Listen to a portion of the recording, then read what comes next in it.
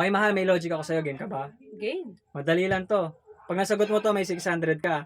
Pero pag hindi mo to nasagot, ipamimigay ko to sa mga makakasagot. Yung tatlong makakasagot, bibigyan ko ng tig 200 pesos. Okay, ano, game ka ba? Game, syempre. Madali lang naman to eh.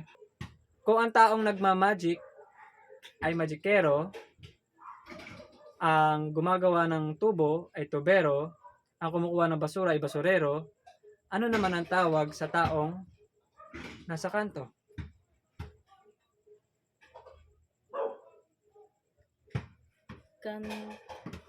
Kantero. Hindi, ulitin ko ha.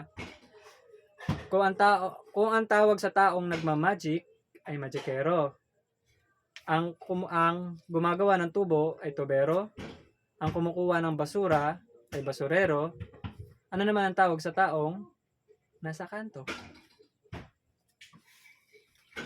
Parang hirap sagutin yan ah.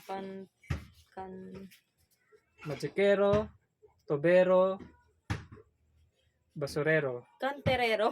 Kanterero, hindi rin eh. Ang hirap naman. Ano? Kaya ba? Ah, Meron ding ano, yung mahilig sa gimmickero. Tapos, mahilig sa babae, babaero. O dinagdagan ko na, binigyan na ng sample. kanto. Anong tawag sa taong mahilig? Anong tawag sa taong nasa kanto?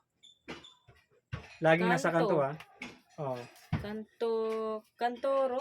Gulo. kantoro hindi. Dali sa akin to, pamimigay ko na lang to, 200 sa mga makakasagot ha. Parang kasi ano eh, bastos naman kasi pag sinabi ko yung sagot, parang naiisip ko siya pero parang bastos eh. Anong, sabihin mo? Hindi naman bawal yun eh. Ayoko. Tsaka baka mali yun. Magikero, tubero, basurero, gimikero. Ano? Dali mo. Kanto. Pero, Sagutin mo.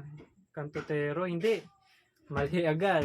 Hindi yon. ayoko na sirit na. Hindi ko Kung ang masagot. tawag sa taong nagmamagic ay magikero, ang kumukuha ng basura ay basurero, ang gumagawa ng tubo ay tubero, mahilig sa gimikero, mahilig sa babae, babaero, anong tawag naman sa taong laging nasa kanto? Hindi ko alam. Hindi ko sagutin yan. Hindi mo kaya? Hindi. Okay, sayang. May 200. Okay mga idol ha, kayo na balang sumagot. Anong tawag sa taong laging nasa kanto?